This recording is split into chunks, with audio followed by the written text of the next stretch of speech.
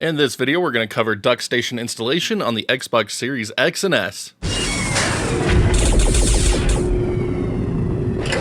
DuckStation is a PlayStation emulator that can be used on Xbox consoles ranging from the Xbox One to Series X and S. PlayStation 1 emulation isn't the most demanding, so even those Xbox One CPUs can run DuckStation very well. And in this video, we're going to cover installation on it. I'm using a Series S for my demo purposes, but again, the installation will be the same across Xbox One, Series S, or Series X. So let's go ahead and dive in. Now, before we get started, there are some things you're going to need before you can install DuckStation on an Xbox console. The first of which being an Xbox console. So again, this does work on Xbox One, Xbox One S, Xbox One X, Xbox Series S, Xbox Series X. Every Xbox should work just fine. You might not be able to push the graphics as far on those older systems, but it's going to be compatible with all of them. Once you have your Xbox ready to go, you do need to get it registered for developer mode. So there will be a link in the description below to my dev mode setup and RetroArch setup guide here. This will show you exactly how to get registered for dev mode. I'm not going to be repeating those steps here because this video is going to be long enough as it is. So if you need to register for dev mode, link in the description below,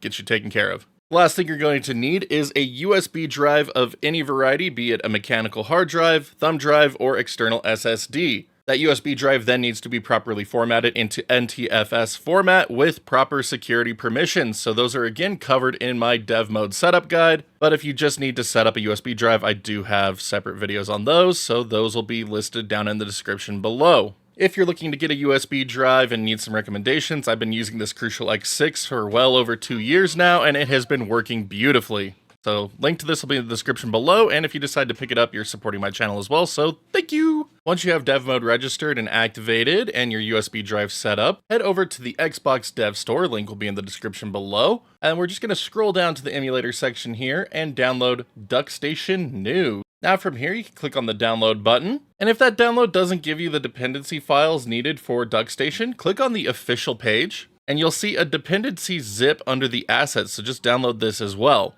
And if that download button doesn't work for any reason, you can just download DuckStation from here as well. So once you have the DuckStation UWP app, as well as your dependencies, just get the dependencies extracted. Now on your Xbox, get it booted up into dev mode and make sure it is connected to your network so you can see your remote access IP address. So just get that typed into a web browser over on your computer. And once you're logged into the Xbox device portal, under My Games and Apps, click on Add. Now you can drag that app bundle into the little box here or click on Choose File, navigate to where it's stored and select it. Now click on Next, and we're going to choose the dependency file. So same thing, you can drag the dependency file into the box here or click on Choose File, Dependencies, x64, and then select the dependency file. And if it doesn't show up after you select it, just refresh your browser or change over to Microsoft Edge if you're not using it, and it should populate it for you. After it's set, go ahead and click on Start to begin the install process. And with installation done, you can close out of the Xbox device portal. We no longer need it. Now back over on your Xbox, you should see a nice new DuckStation UWP entry here. And so we're going to click on the View button, Back button, Select button, whatever you want to call it these days. And we're going to go down to View Details, and we're going to change the UWP type from App to Game. If you have this set in the Xbox device portal by default, you don't need to worry about this. But I always like to do a restart after doing this. And once the system has finished rebooting, you can verify that it is set to a game still, just to be safe, and there it is. Awesome. So now that we've got DuckStation installed, let's go ahead and get BIOS and games ready to go to use on it. So DuckStation does require you to have an authentic PlayStation BIOS file, and then you are also going to have to source your own games. So I do have guides on the channel on how to get both, either from a real PlayStation for the BIOS file or a PlayStation Classic for its BIOS files. But if you don't happen to own a physical PS1, you can actually dump a PS1 BIOS from PS3 firmware using RPCS3, so I have a guide on the channel on how to do that as well. Now, if you happen to still have a large physical collection of PS1 games, you can use the PC version of RetroArch to actually dump those into a great format to use on DuckStation. And again, guide on the channel for how to do this. So links to all these will be in the description below if needed. If not, you could always resort to the Googles, find things that way, but as always, illegal download links are not provided on this channel, so do not ask. From here, get your Xbox USB drive plugged into your PC and load it up. once you can see your Xbox USB drive, we're going to create a new folder inside of it named DuckStation. And inside, we're going to make a new folder and name it BIOS. Now we're going to make another folder and we're going to name it Covers. And one final folder and name it Memory Cards. So now we're going to place our BIOS files that we might have inside our BIOS folder. So again, if you have dumped them from a PlayStation Classic or an original PlayStation system, they need to be named as follows. So we have scph5500.bin for Japanese games, scph5501.bin for United States, and scph5502 for PAL games. If you're only planning on using one region, you only need that region's BIOS file. I'm using all three because I dumped them from my PlayStation Classic, and it allows me to demo it for you. Now, if you have dumped a BIOS file from the PlayStation 3 firmware, it needs to be named ps1_rom.bin, and this is a region-free BIOS file. It's the only one you're going to need. And you'll just place it in the BIOS folder just like these other ones. You don't need to have every single BIOS file for the PS1. You only need one for the region of games that you're playing. But once you have your BIOS file placed, let's go ahead and add our PlayStation games. So I already have a preset games folder here, so just gonna open that up real quick. Anyway, here are all of my owned PlayStation 1 games. Actually, this isn't all the PS1 games I owned. I need to put a couple more in here. But anyway, PlayStation 1 games, the most typical format they should be in, if done properly, is bin and queue. So the bin file is the game, and the queue file tells things how to read it. You could convert these over to CHUD or PBP. So in today's example, I am using CHUD files. I have converted these down to save on space. And then I have all of my multi-disc games separated into different subfolders. If you have games that are in formats like ISO, they typically are not going to be good rips and need to be replaced. But if you have games that are in bin-queue format and you convert them to CHUD and they don't work anymore, make sure that those original bin-queue files also work. But once you have all the games that you're planning on putting in, you can just drag them into the games folder on your Xbox's USB drive. It does not matter where they go. All right, transfer complete. So I'm just going to go ahead and remove all this.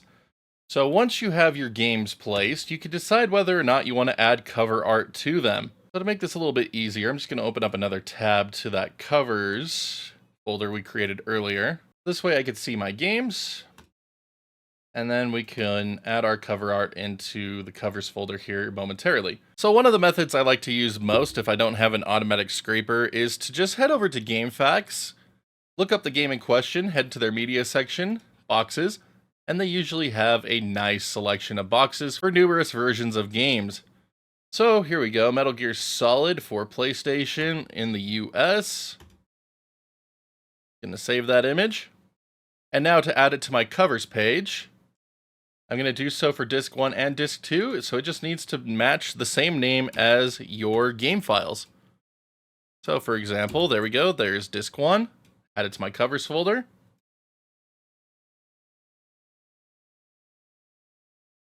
And there's Disc 2, going to add that to the covers folder. And now just going to go to the next game on my list, so Chrono Cross. So again, media section, boxes. Find the box art for the version I want. Just gonna save the image. And now same thing, since this is a multi-disc game, we're gonna copy the name for both disc names.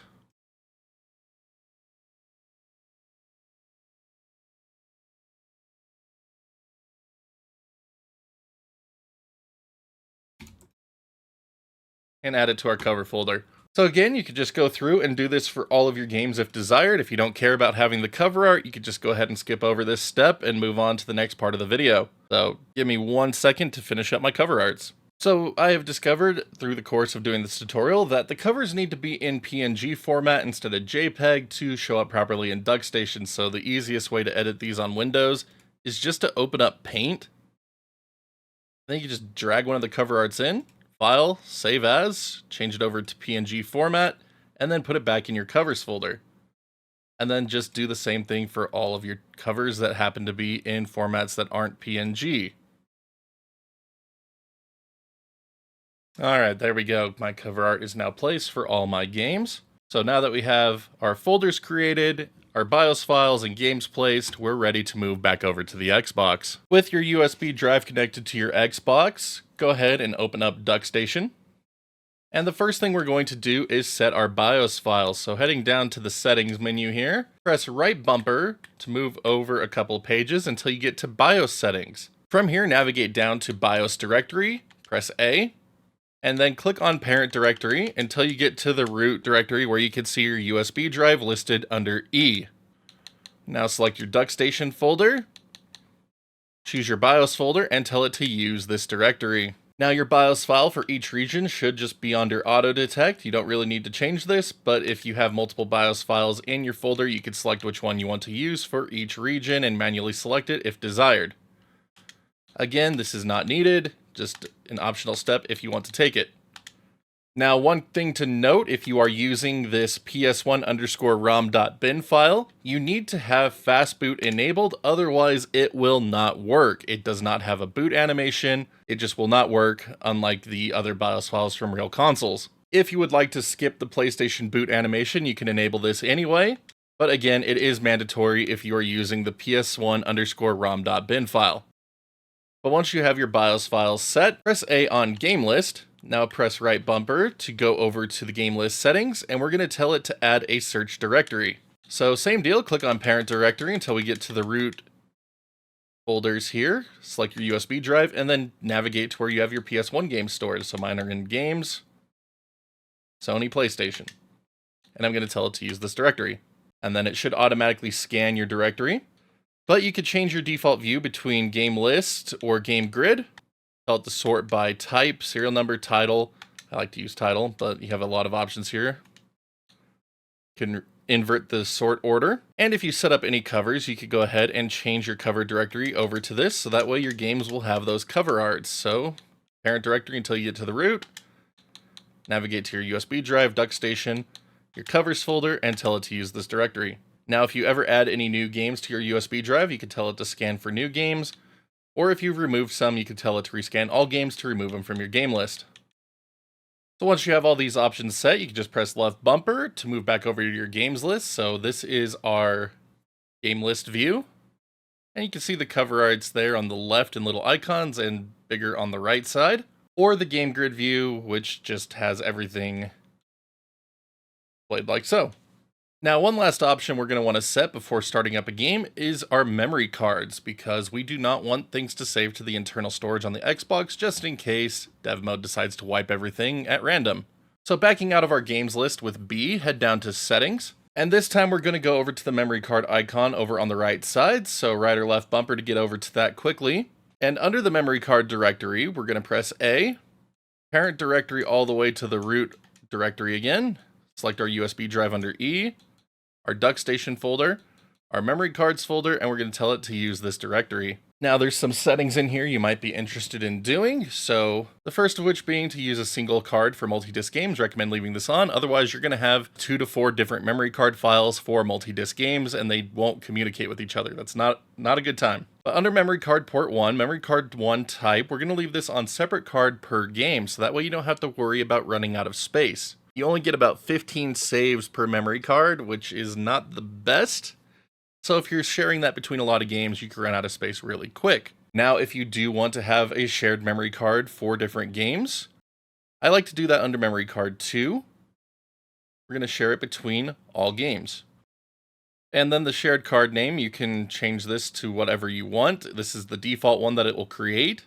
But if you ever want to create a second or third shared memory card, you can just come up here to create memory card, name it whatever you want, tell it to create, and then you can come down here to shared card name and select the card. But with the memory card set, head back into our games list, and then to load up a game, you just have to press A to launch it. And so we're going to start with Chrono Cross because I'm going to demo how to change discs in a multi-disc game.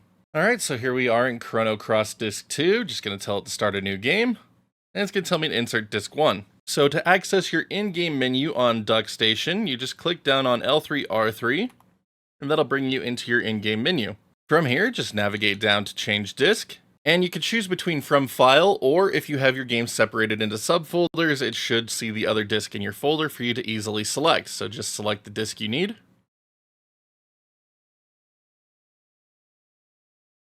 and the game will proceed as intended. And with that, you are now free to begin enjoying your PlayStation 1 library on your Xbox consoles.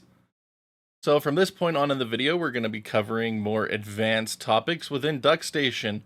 But for those of you just looking to get up and running, congrats, you are finished and can enjoy your games.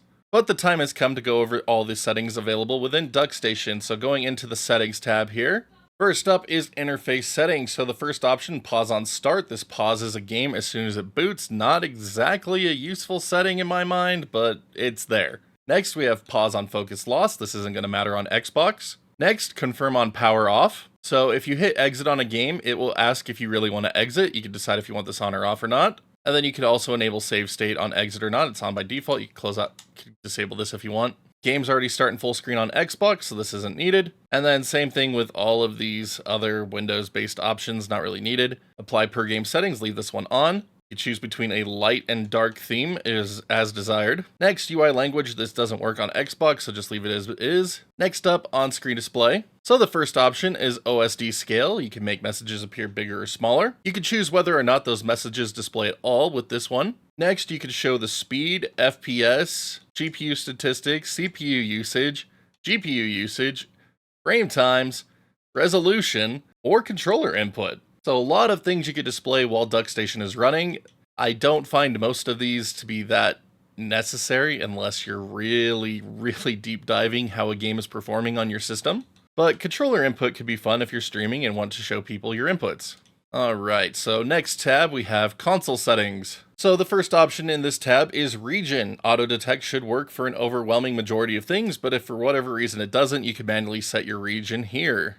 Next up, 8 megabytes of RAM, so if you are planning on running something that would need a PlayStation dev kit to run, you can enable extra RAM here for that to work. Next, disable all enhancements. This is for testing purposes. If something is not working right, you can disable enhancements and see if it's actually running right. Next up, enable cheats. This is turned on by default, so if you go into your games list and load up a game, see our inputs being detected down there. But anyway, once you're in a game, click down on your L3, R3 buttons to go into your in-game menu, and then you will see Cheat List, and by pressing I on this, you will see a selection of cheats available for you to use. And then to activate them, you just press A on them,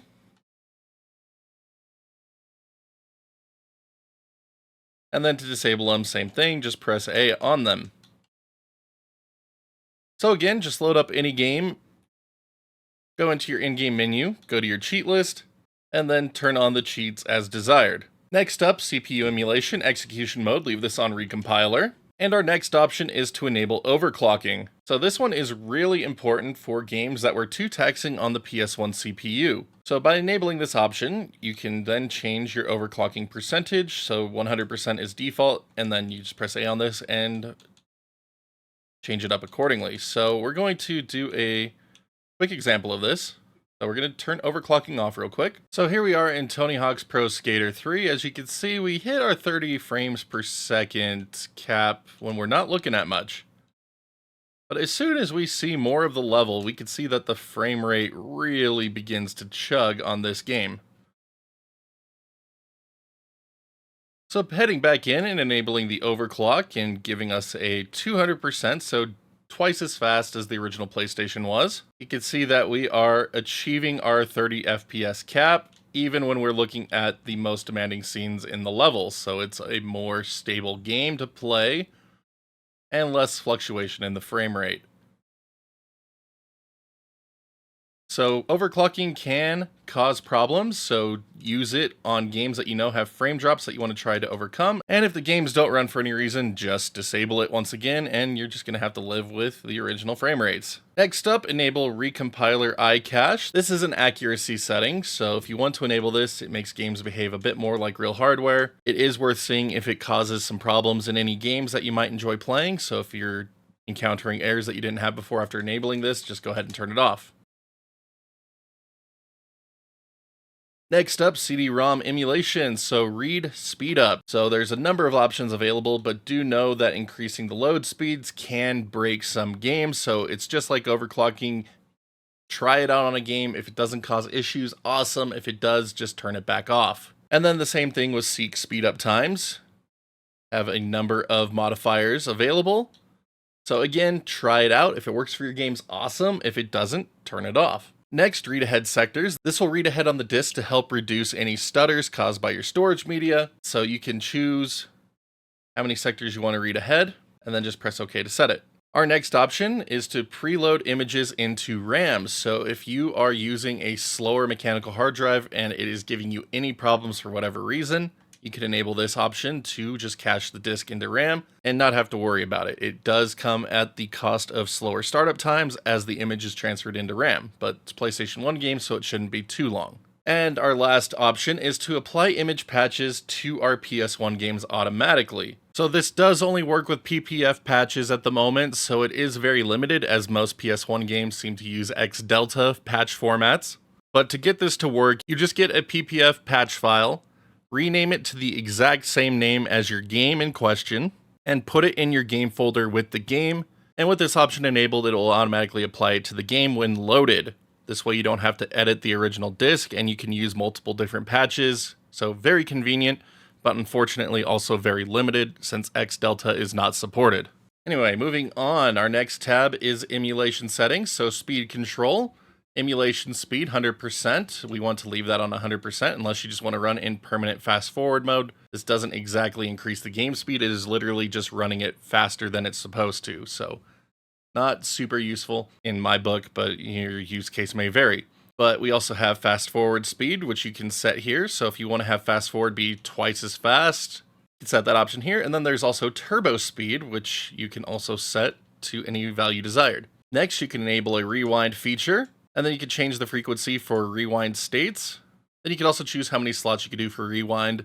And then we have a run ahead option. So this will help decrease input latency, and you can run ahead up to 10 frames. 1 or 2 is usually the best for performance in my opinion, but that's just kind of my general baseline. Moving on, next tab is the BIOS settings. We've already covered this. So moving on again, we have the graphics settings. So first up, GPU renderer, leave this on Direct3D 12. Next, we have use software renderer for readbacks. So you can try this option out. If it gives you better performance, awesome. If it doesn't, turn it off. VSync, this will help reduce screen tearing. And then next we have sync to host refresh rate and optimal frame pacing. Just leave both of these on for the smoothest possible experience.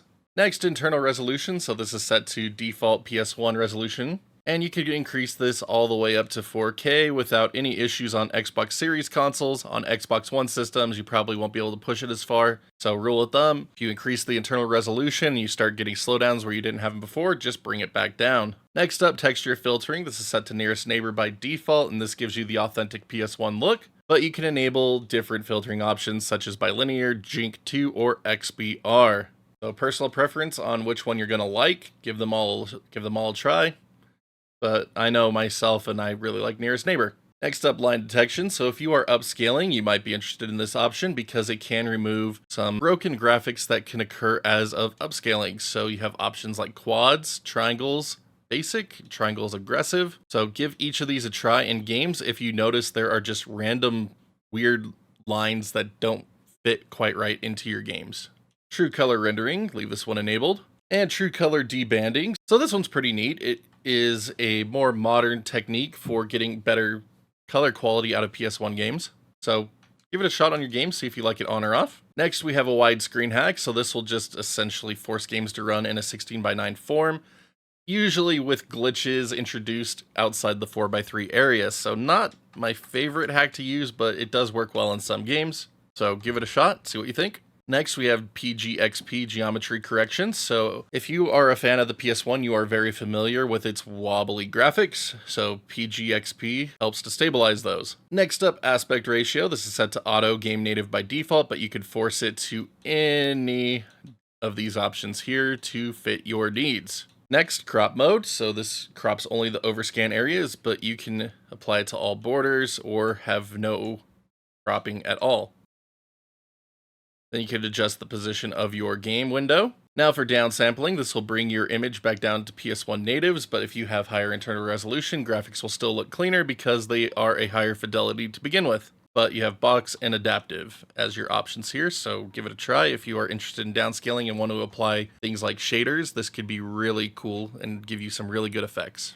Next, we have scaling. So this determines how your upscaled image is applied. So the default option is nearest neighbor. This gives you a perfect pixel scale. But if you want to have uneven pixel scaling, you're going to be using one of the bilinear options. So bilinear smooth will help mitigate some of the uneven pixel scaling that occurs. And then there's also a sharp option. But again, I just like to use nearest neighbor for a pixel perfect scale. Can result in black borders on some games, but it's worth it to me. Next, screenshot size. DuckStation is able to take screenshots if you set up a hotkey for it. And this lets you choose whether or not it matches your screen resolution or the internal resolution of the game.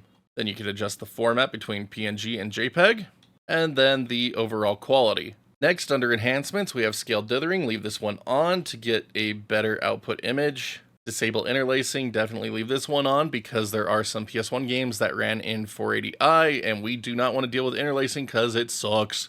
Next, we have force NTSC timing, so this will be of interest to you PAL players out there. This can force your games to run in 60 Hz if supported.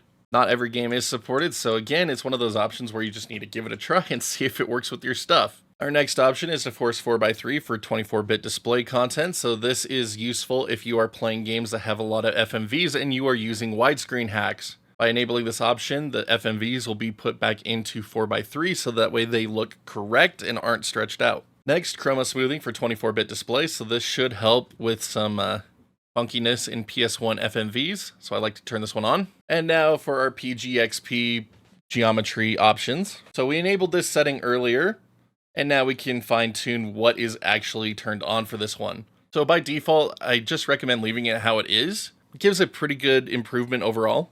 So DuckStation is capable of using HD texture packs, but because we are not able to map the folder to external storage, I am not going to be covering it. So moving on to our next tab, post-processing. So the first thing to do is to enable post-processing. And now we can add shaders to our games. So we have a number of different options to choose from here. We have a number of GLSL shaders as well as a couple of reshade options. But unfortunately for this video, it doesn't look like any of them are working on my Xbox, GLSL or reshade. So not sure what could be the cause of that on my system, but do be aware it might be a possibility. But regardless, next tab, we have audio settings. So here you can control the output volume. If you're using fast forward mode, you can turn volume off so that way it doesn't sound jank in your ears. You can do a global muting. And for games that rely on CD audio, you can actually mute the CD audio so that way it can remove soundtracks from some games and leave you with just sound effects. Very useful for streaming purposes in certain titles. Next up, audio backend. Leave this on X Audio 2. Then you can adjust the stretch mode here between resampling and time stretching. Buffer size, output latency. So you can choose between minimal output latency or select an output latency yourself. I like to go with minimal output latency. Next up, control settings. So our first option in configuration is to reset everything to default bindings, load and save profiles. Input sources, enable X input sources turned on by default, leave this on. Next, we have a multi-tap mode, so you can choose between enabling it on port 1, port 2, or ports 1 and 2. So if you're playing multiplayer games that can use a multi-tap, these are the options you need. You just make sure to turn on the multi-tap in the right port, depending on what the game needs. But under controller port 1, controller type, we have analog controller. So this is the default option, but you can change between the digital controller or you could do an analog joystick, the NegCon, and then unfortunately real mice are not working under DuckStation. But with your controller type set, you can set an automatic button mapping depending on the controller you're using. So if you use automatic button mapping, controller 0 is always player 1, controller 1 is player 2, controller 2 is player 3, and controller 3 is player 4. Got a little tongue-tied there. But this option will map your controller 1-to-1 with PlayStation buttons, and player 1 is already set by default, so you don't really need to worry about it. But if you want to change any of your controls, you could do so here. You can also set different macros and frequencies. But going down further, you get to port settings here, and you might be interested in using the analog stick as your D-pad in D-pad only games. Turn this on or off. Stick dead zones, sensitivities, button and trigger dead zones, set vibrations.